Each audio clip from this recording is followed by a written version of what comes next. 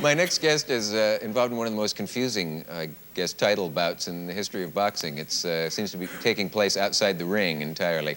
But there is one thing I know, and he is certainly one of the great athletes of all time. His name is Muhammad Ali, and here he is.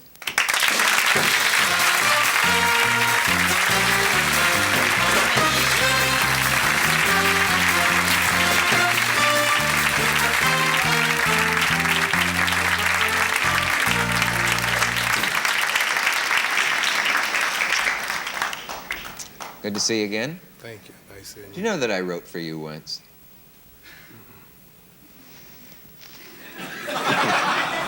You don't? That doesn't ring a bell? No, you wrote for me? Wrote for you, yes. I once wrote a couple of poems for you when you appeared on the Jerry Lewis Show. Remember appearing on the Jerry Lewis Show? Vaguely, yes. Oh, yeah. Yeah, I did. How'd you like them? No, I wrote a couple of poems, and you did them. You did a stage poetry reading kind of thing, and it was really very, very good. Do you ever do a poem anymore, No, Muhammad? no, that was mainly for promoting some of my bouts, but I have no need to write them now.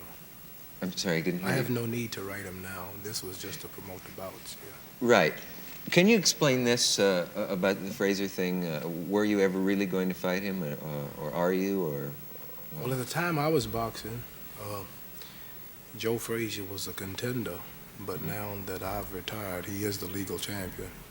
I recognize him as the champion because I'm no longer active. So Can you talk a little louder? I said I recognize Frazier now as the champion because I'm no longer active.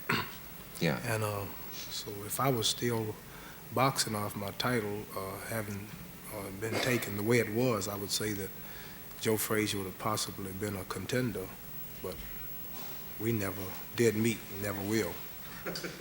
Never will. Can you say that flatly? I mean, there's no chance that he'll ever fight again? That's right. Yeah. See, that seems a shame because it's like a great talent is being wasted. Do you feel it that way? Sir? Do you feel that you're wasting a great talent? No, I'm not. I don't think. There's no nostalgia for the ring. I'm just glad to be able to be blessed by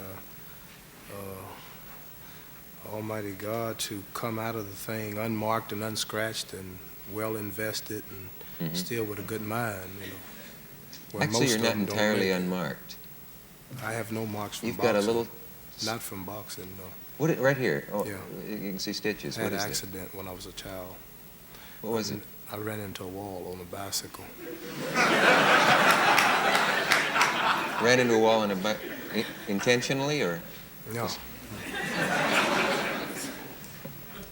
Did you get amnesia from it? I still break you up, don't I?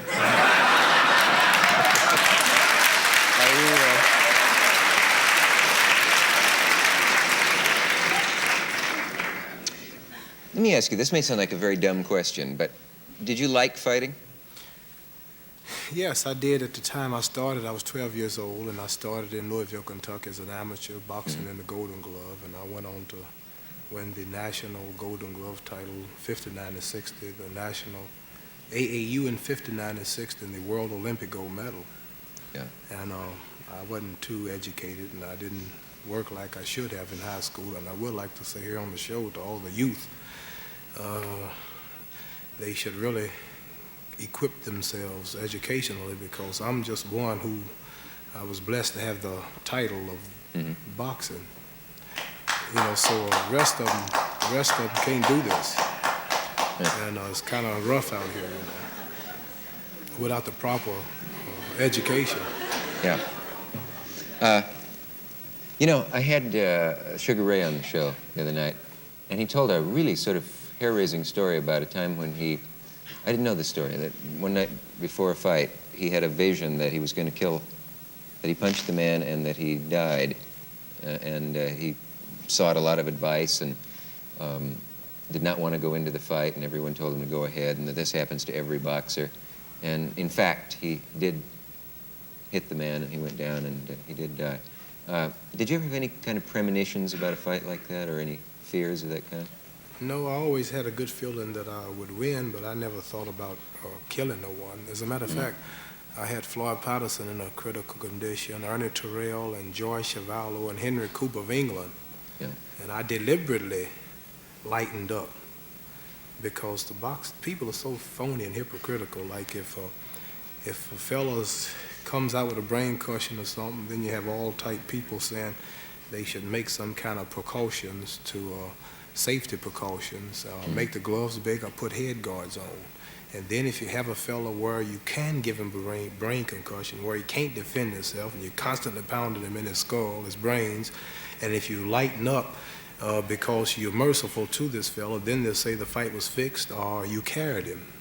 So I think the best safety precaution that could be used if a fighter is great enough, if he is good enough, if he sees got the fellow beat, he's winning, and just to please a few bloodthirsty people and for a few dollars, going on to hurt the man just to make them holler, oh boy, he's good. Mm-hmm. I think if they could just lighten up a little, if he's really that good and he's got the fight, he's winning on points, I think that'll be the best safety precaution. And I did this, and I tell it. I was actually I never heard you say that before. I was actually skillful where I could actually predict the rounds, and if the fellow looked too hurt, I lightened up on him. Mm. And I think this is one reason mainly I'm not fighting today. I was a little too good for my time. Yeah.